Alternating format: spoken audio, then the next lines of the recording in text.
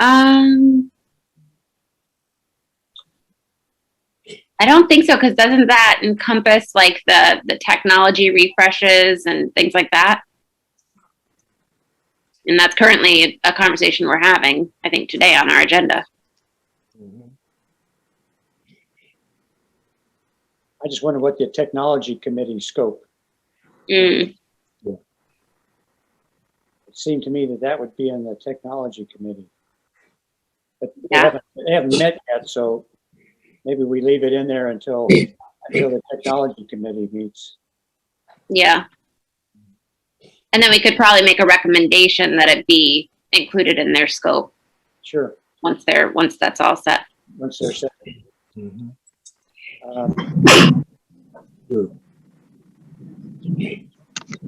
The only thing I would comment on, I don't know if it necessarily needs to be included, is where it says under federal programs. I know that, ESSER and CARES and ARP and all of those different funding sources that came down from the federal government. So I would assume they'd be encompassed under federal programs. I defer to Tanya on that, though. They are part of federal programs. Currently, we have scheduled to do an ESSER update on the second board meeting of each month.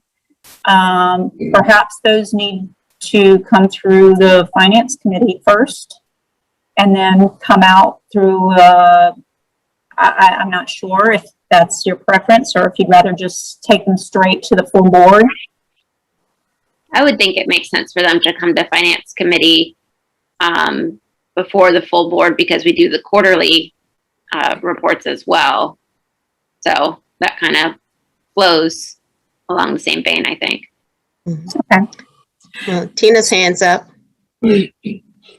So I was just going to say your third bullet above, well, the bullet right above meetings, that just has to be changed to operational expectations. Mm.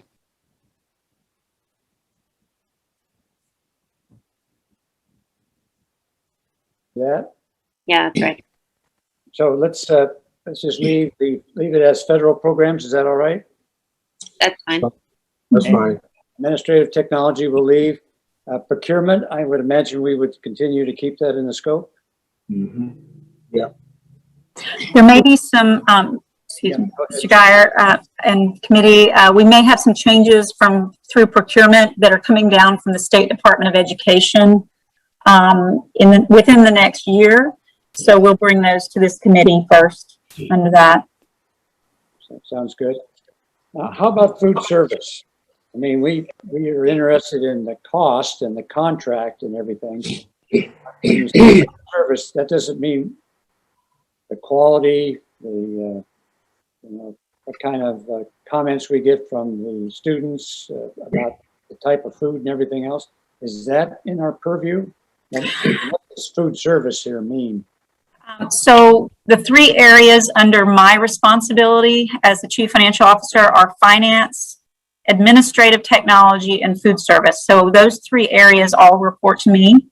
So I manage not only the financial aspects of those three areas, but the operational aspects of them as well.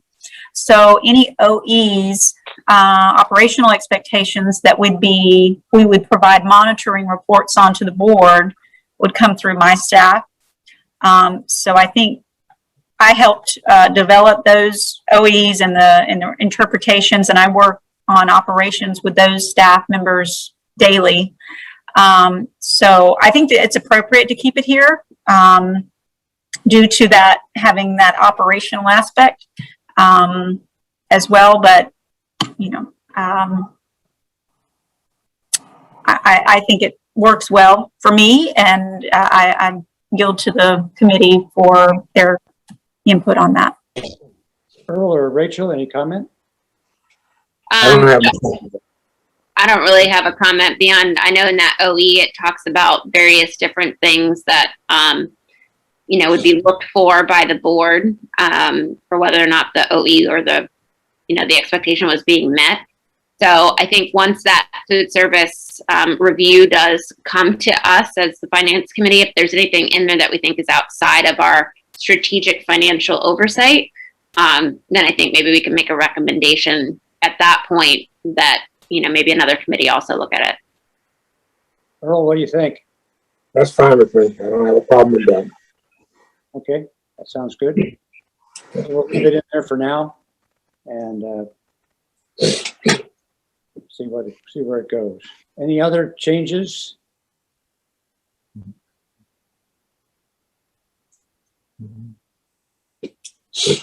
Obviously, I'll change the membership. Right.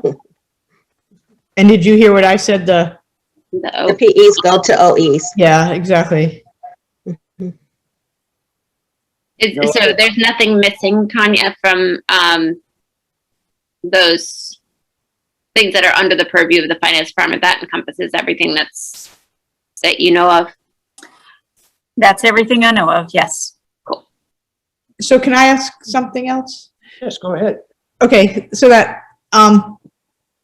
after those, those 5 bullets under the purview of the finance department we just talked about, the next sentence, additionally, the finance committee will review information requests from constituents which do not require a formal FOIA. Does that even need to be there? I think that came about because we were getting, or I think staff was getting a lot of requests for information that didn't necessarily meet FOIA. And so I think that was an attempt to answer that in a timely manner and to go through that and make sure that they weren't, not being answered or just to review them for what, maybe constituents were seeing as things that we needed to put our eye on. And also maybe make it more manageable rather than, okay, it's gonna. As you recall, there used to be a lot of spurious requests Yes. for minor things that were really driving the finance department crazy, and some of it, board members could refer the individual to the finance committee, and the finance committee could answer simple questions. We had a lot of questions about, I'm thinking the P cards. P cards, the Leader in Me program, what the funding was. There were other little things, and it was just 1 or 2 individuals asking those questions. And this was a way to kind of have the finance office refer that constituent to a board member if they didn't want to refer them to their own individual board member, whoever represents their district. And we answered a lot of questions that way, as I recall. So Tanya, has this been helpful to you in your department? I wouldn't say, I would say that this requirement didn't seem to modify the workload at the time. It was still heavy, but since that time period, those that line of questioning has ceased. So we haven't seen that sort of volume in a few years. So maybe we ought to just do away with that sentence. That's what I was thinking, but I'm not on the committee. What do you think, Earl? Yeah, we could get rid of that. We don't need that. What do you think, Rachel? Yeah, I mean, and I would just say if we get rid of it, I would want, Tanya to know and like her staff to know that if it does ever, spur back up, that personally myself, I don't have a problem with them referring things to us. I don't think that's outside of what they should be able to do. So we can keep it or leave it. I just want to make sure that she knows if that ever does happen again or things do spur back up, that she could do that. I agree. So let's go ahead and take that sentence out of there, Robin. All right. And the inspection of variance reports, the quarterly and annually, the review of the procurement card program controls, and the review of finance department's performance, operational expectations. Mm-hmm. We can keep that as written. Okay. Any other comments on this? Okay, let's move on to the next agenda item.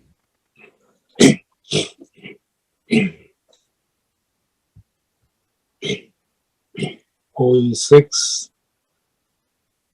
Yes. Okay, OE6. remember we went through that last meeting. We went through OE5 and we got to OE6. I'm going to it, looking at it right now. 16.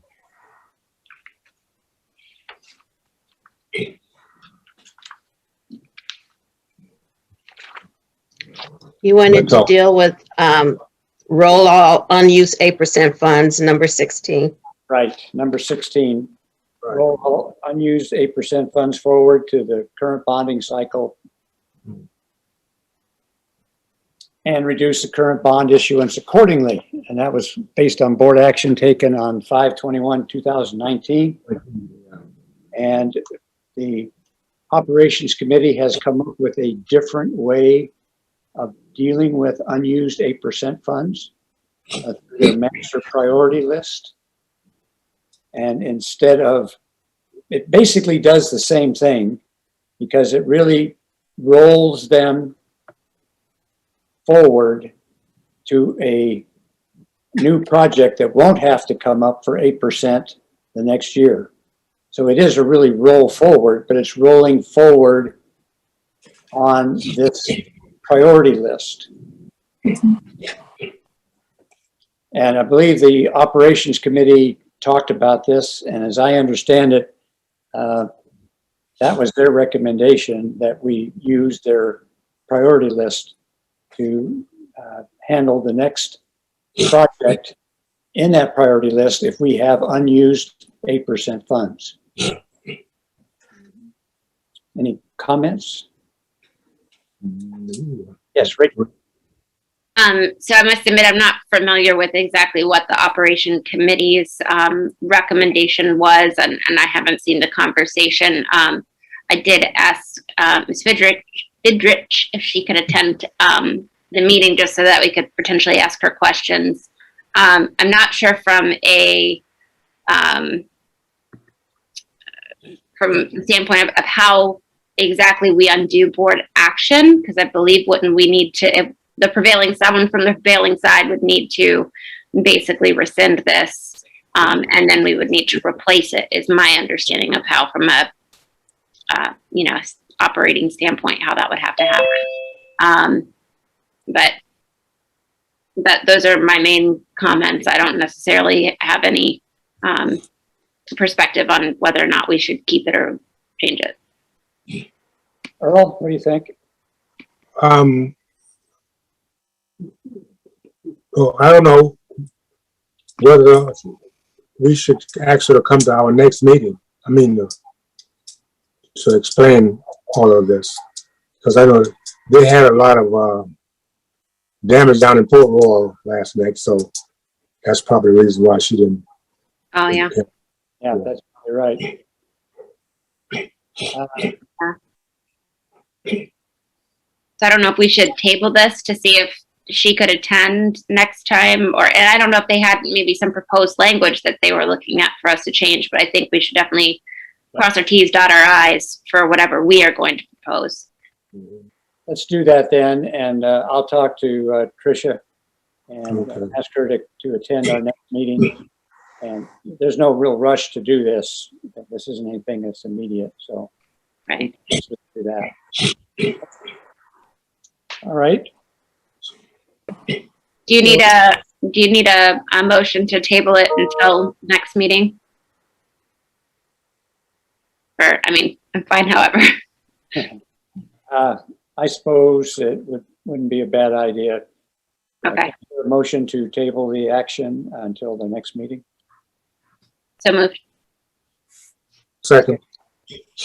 Moved and seconded to take item number 16 of this OE and table it till our next meeting, postpone it till our next meeting. Any discussion? None. Hearing none. All those in favor signify by saying aye. Aye. Opposed? And let's move to the next item. OE 17, paragraph 18.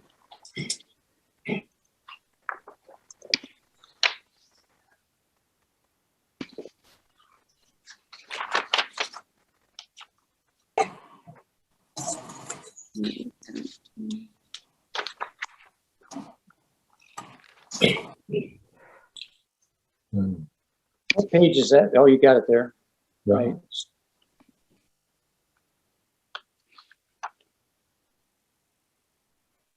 Where did you want me to go? Paragraph Oh, 18. there it is. Yeah.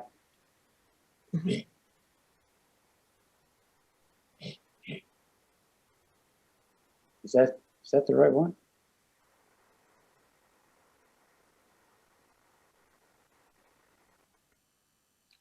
It says 17-18. I don't see that.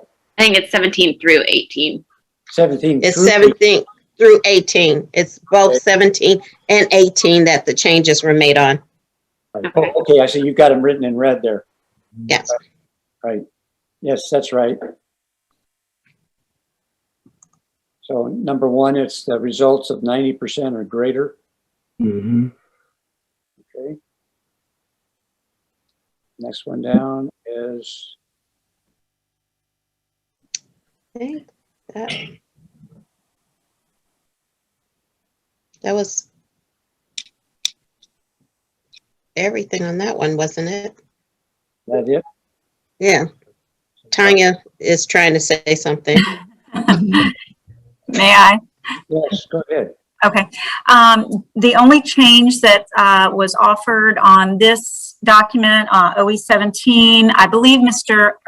Mel Campbell brought up the idea of making a definitive percentage that we would comply with regard to the surveys of customer service in the technology area. So on the web desk, when a web ticket is put in for assistance with technology, there is an automatic survey that goes back to the end user after the ticket is closed out. And we want to make sure that the service and the experience that they received had a result with a satisfaction of 90% or greater. So that was the only edit on this OE 17. So I just added those few words to the very end of that survey to comply with, hopefully comply with what Mr. Mel Campbell's request was. Any comments, Earl? No, I haven't. I have just a question. Yeah. So, without seeing the survey, I'm assuming that the 4 areas from where the percentage is coming from are the professionalism of the technician, resolution of the problem, overall timeliness, and overall experience. So 25, 25, 25, 25. Is that correct? Yes. Okay. Making sure I understand how that's all being computed. Awesome. Okay. Thank you. Thank you. So is there any objection to adopting these words into that OE? Hearing none, it's done. Now, Okay. what do we do to get these OEs done? I would hate to have the full board go over 39 pages of this. I mean, we have spent a lot of time saying what we expected, and then now it's up to the superintendent to interpret that and say what the indicators are. I think personally, I think we should accept them as is and then go through a evaluation cycle to see if they meet what we want. Because right now we're just writing something and we're going to try it out for the first time on his evaluation. And some of the things we may say, wow, now that we're really evaluating him, that we might want to tweak it. But to do a whole lot of effort to try to get it perfect right now seems to be of marginal utility. That's just my belief. Tina has her hands up. Okay. Earl, why don't you go ahead first? No, Tina has her hand up, not me. So, I agree. I agree completely, Dick. Just let's accept them and go through a cycle and see, then start tweaking them if we need to tweak them more. But I think we're getting too bogged down in the details. We've set the parameters of what we expect, and it is his job, Dr. Rodriguez's, to determine, what those parameters are in terms of, the operational aspects, and I think move forward. Just want to say I agree. Go ahead, Tanya. I have jets flying over, so I mute occasionally. Yeah. OE 18 only had one minor change. I just wanted to bring that up, and it was to add the parent surveys in them.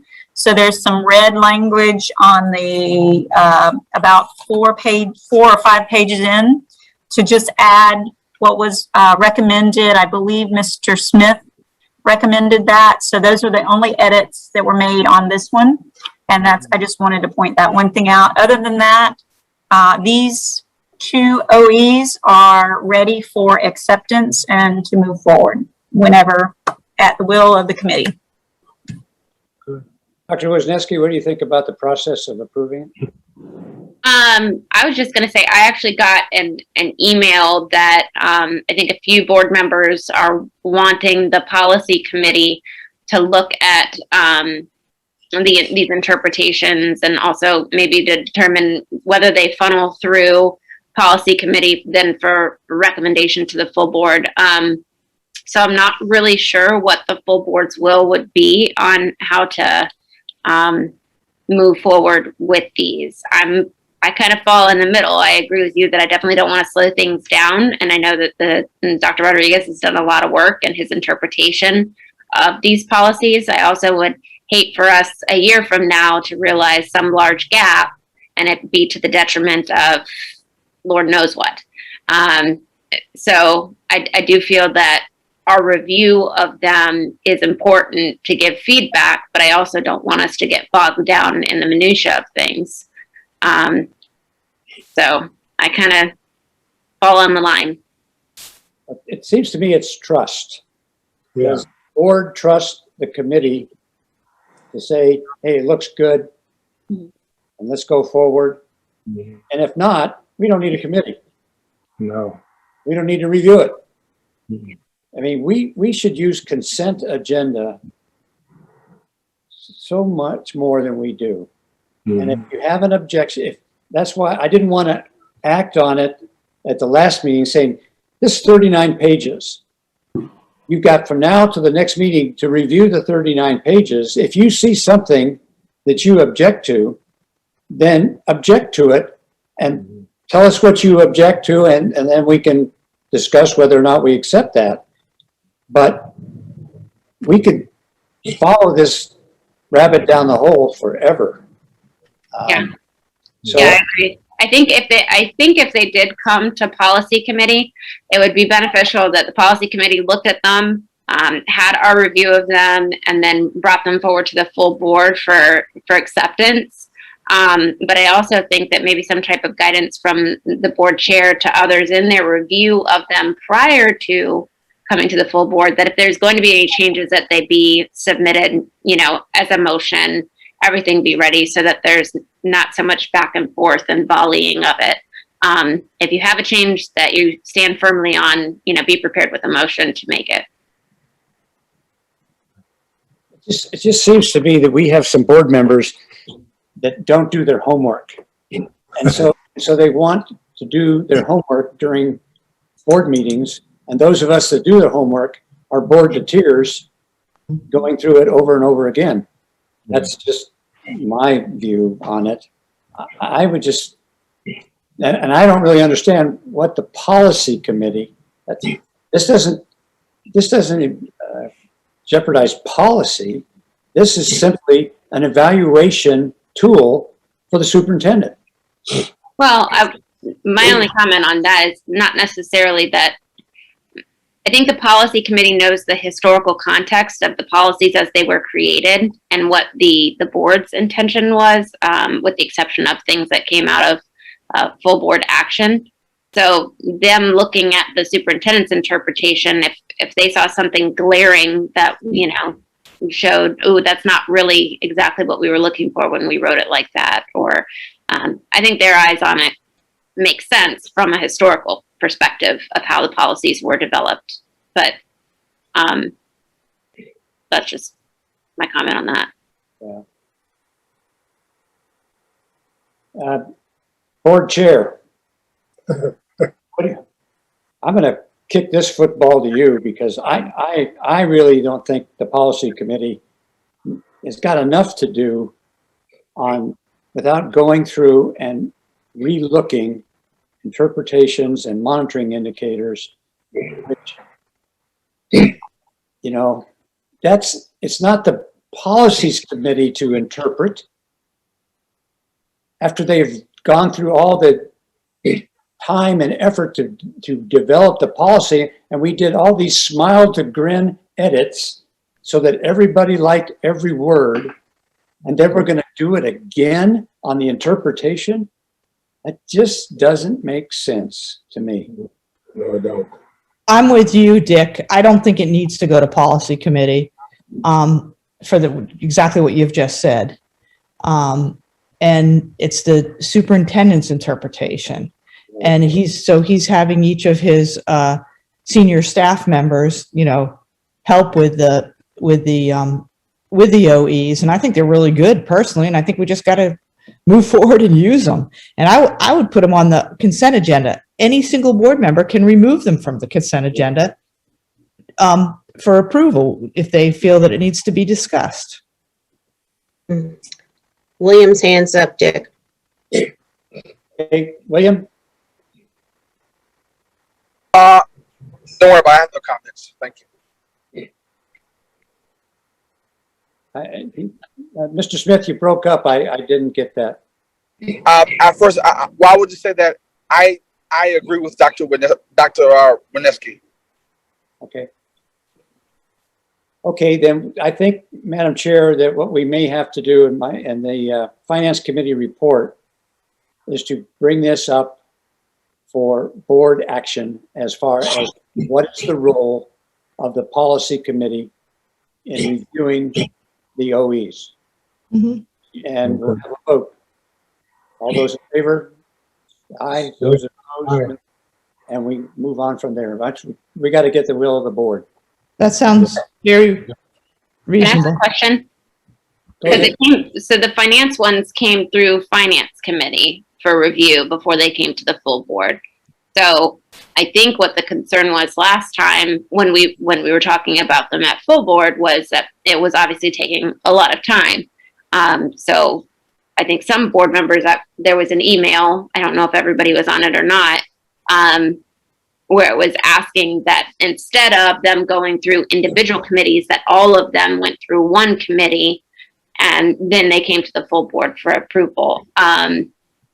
So, I mean, I think that we got some good suggestions here by bringing this forward to the full board, but it obviously did take a lot of time. So I don't know what the appropriate answer is, but I'll yield to the will of the board.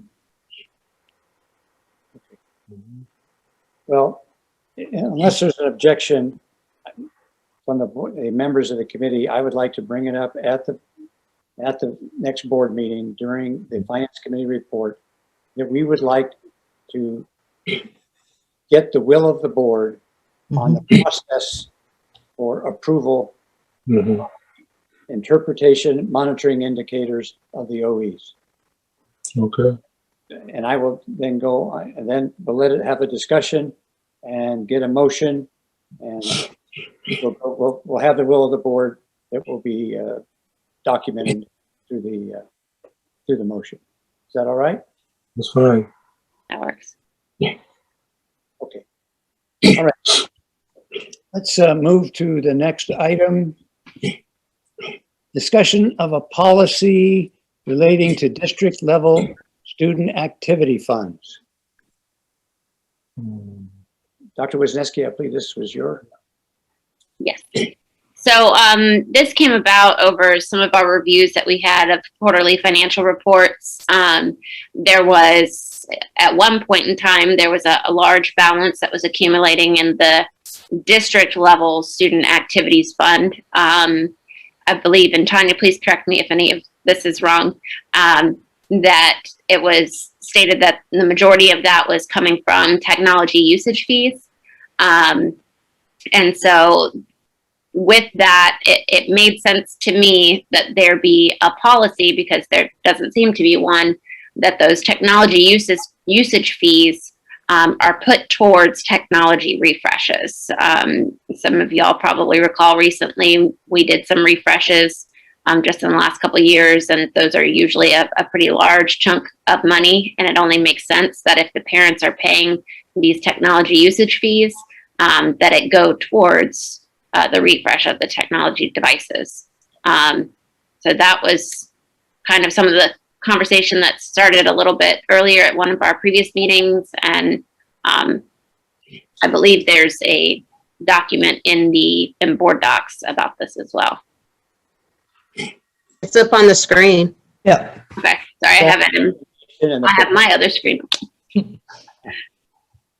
proposed motions is that, do you have any objection to that? No, Earl? no. I don't either. I think the motion is fine.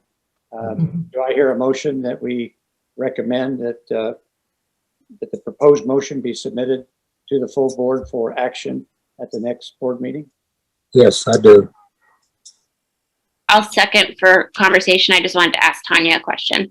Okay, it's been moved and seconded for discussion. Go ahead, Dr. Wisniewski. Tanya, can you just give us a little synopsis or overview? I know it's pretty clear here, but the motion states that I move that the Finance Committee recommend to the full board a policy authorizing an annual carryover of district office student activity funds not exceeding the amount of the prior year's revenues.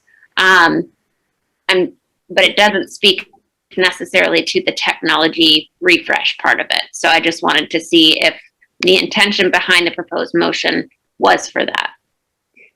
Yes, I wasn't certain as to exact the direction you were headed with this topic, so I took a stab at first. I think their intention is to sort of make sure that we're not accumulating these funds at a level that we're using them at a regular amount each year.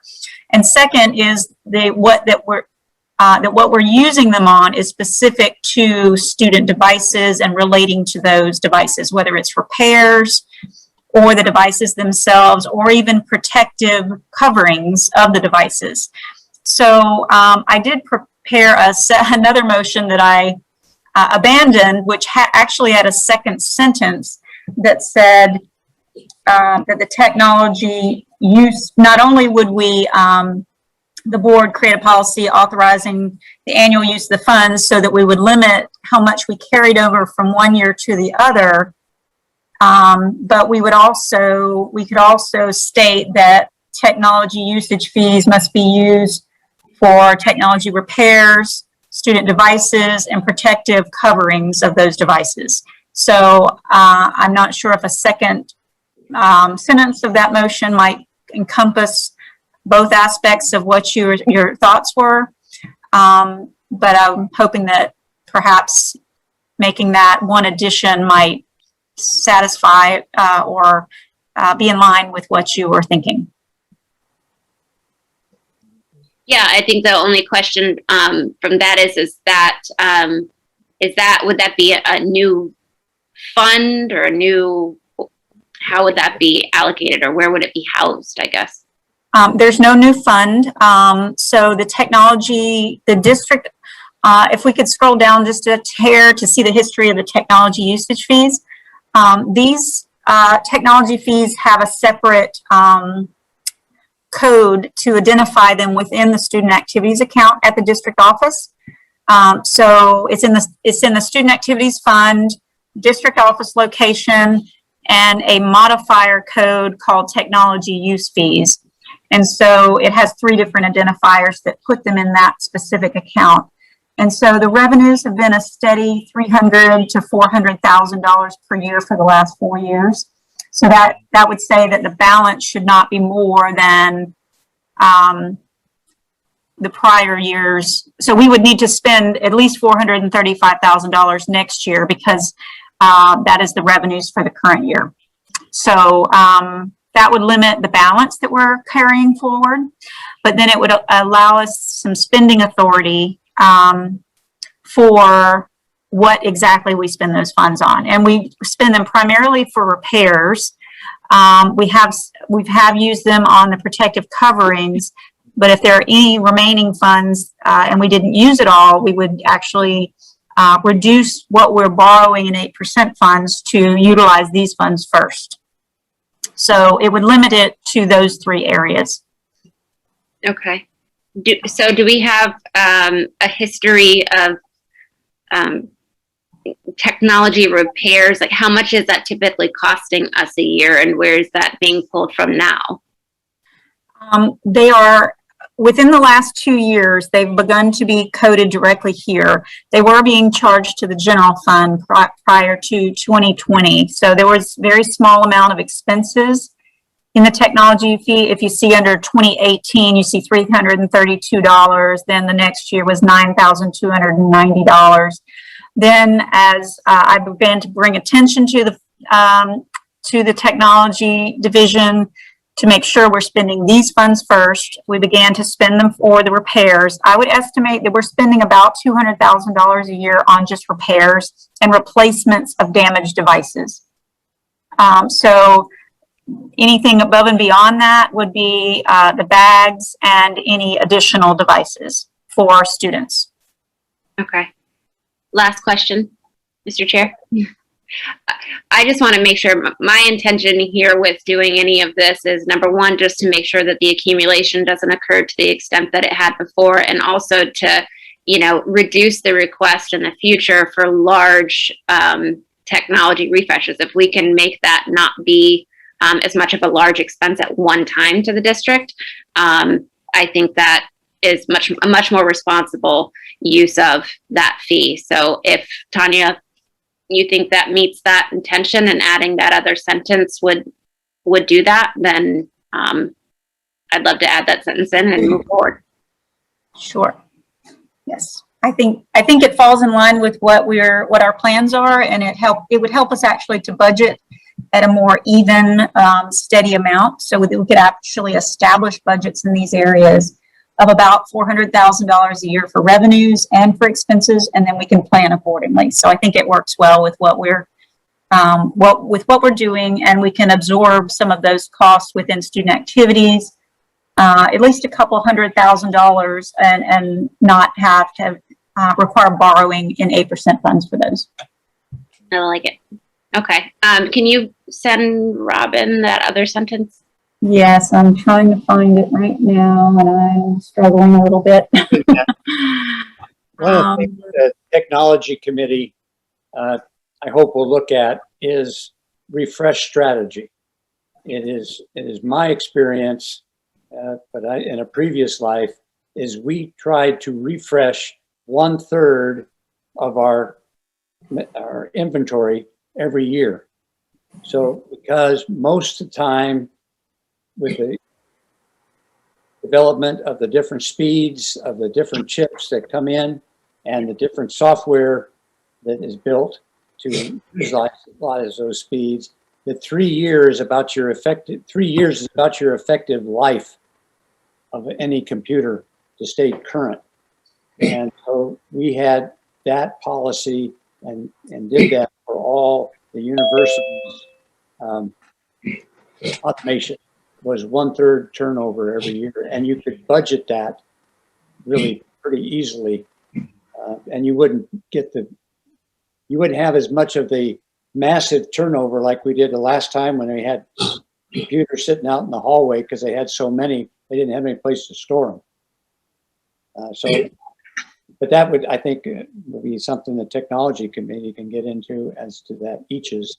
But by the language that you're talking about, I think that does put a good parameters out there to fill in the middle. And that gives the technology people, I think, enough flexibility to not to be hampered in how they conduct their business, but yet gets down what your really issue is the balance that we have seems excessive.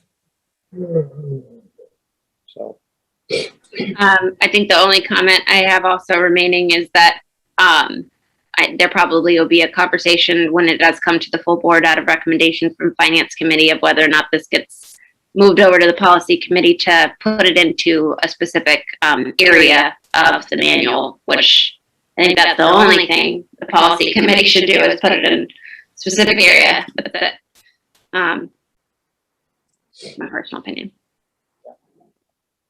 do you have the rest of that you could show on the motion?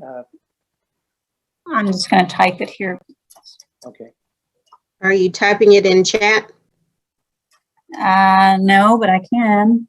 Yeah, if you can type it in chat, I can see it.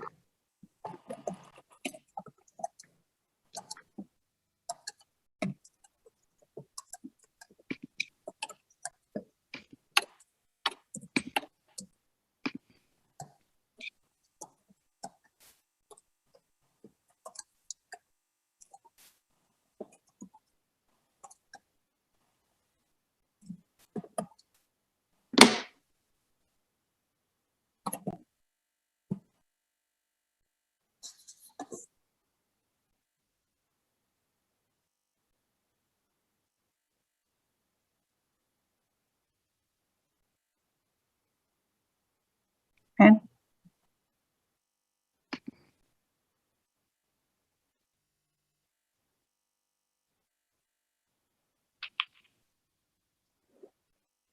Earl, do you accept this addition? That's fine, yeah. Okay. I have a question for Tanya. On the facility use fees, what do we use those fees for? If we have any left over?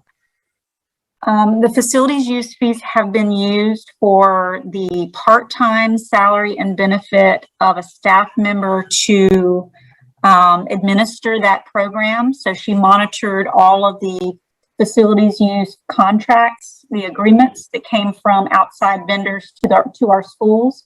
Okay. And she approved or calculated the fee structure, fee amounts based on the structure that's in the administrative rules. And then sought and received approval for it, and then communicated back with the school. So she administered the entire program. That was Mary Gillies in the facilities office, and Mary retired last year, so you don't see as much spending in the current in the most recent school year. I believe that there are plans for and we have not had much activity in facilities use fees in the last year because of the pandemic. So I believe there's some plans to, get some assistance as we begin to open our doors and allow those facilities to be used again. Okay, thank you. Yes, sir. Scroll down to the okay.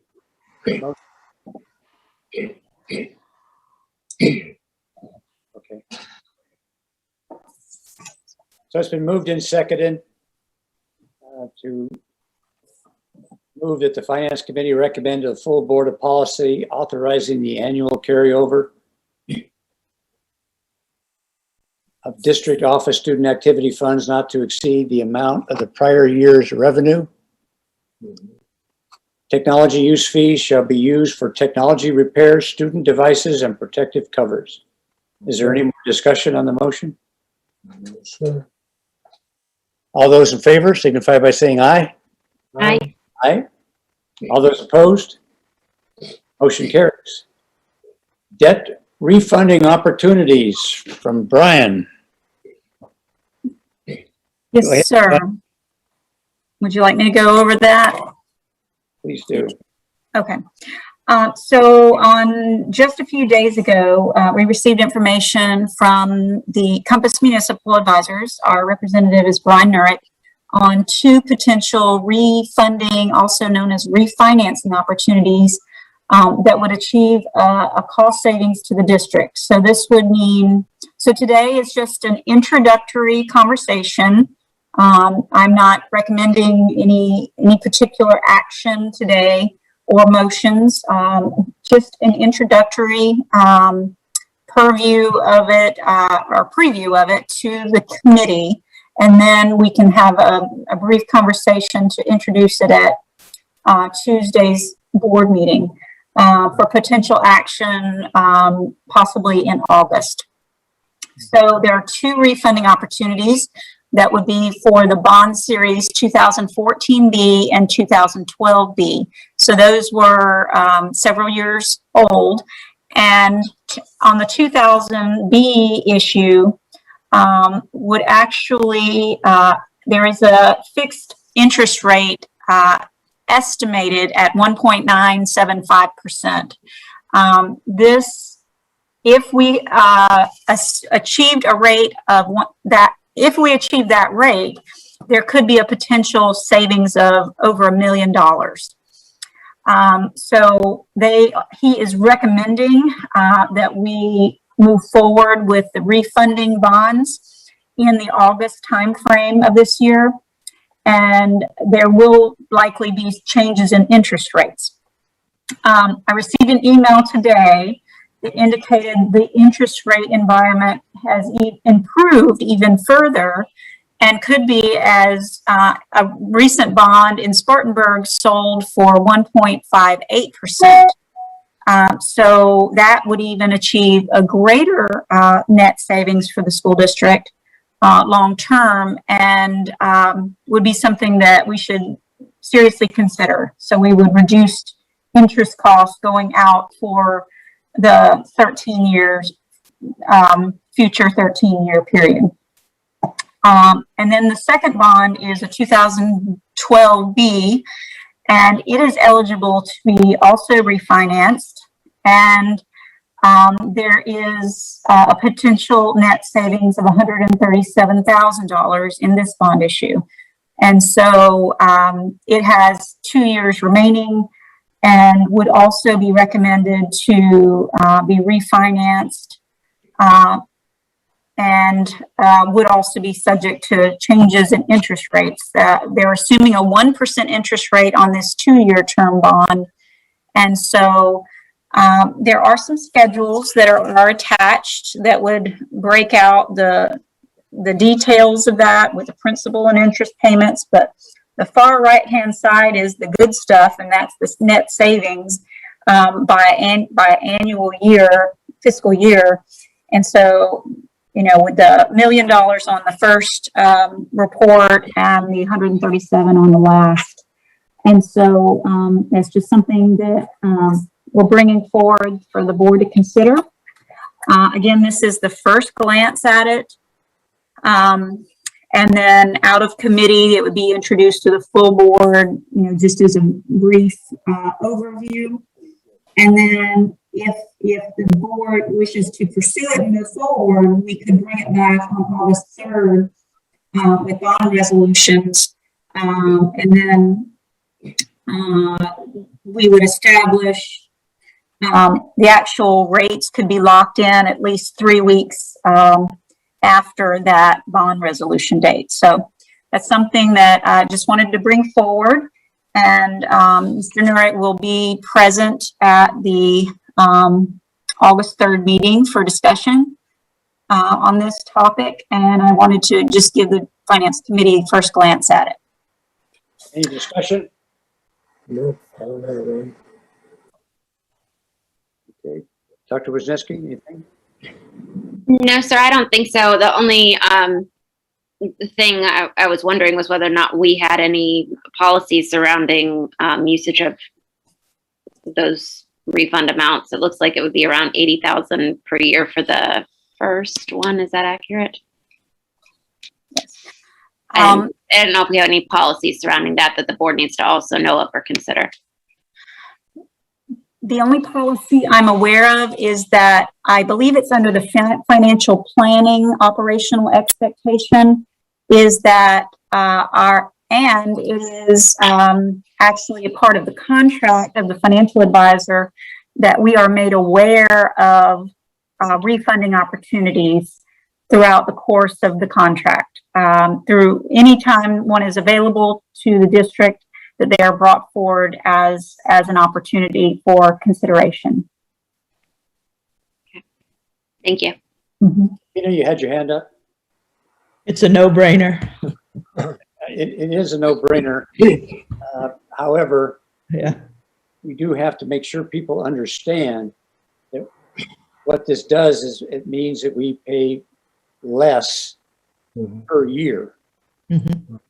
And it's broken out how much less, but that just means that our millage rate can go down. And what we really want to make sure we can do is keep paying down our principal and interest, both in our long-term debt and our short-term debt, so that we have the flexibility for a future bond issue, for a future referendum, to be able to have it without a tax increase. And that's what really we ultimately want to do, is we don't want to have to raise taxes on our debt service. If we can lower them, fine, but really we still have a lot of unfunded things that our committee looked at, or over $600 million worth of projects that needed to be done on Hilton Head and others. Would sure be nice if we could do this referendum, get it done on time, on budget, and then say, okay, we got another one and the millage won't change. That would be an awful lot easier to pass that referendum if we could say that.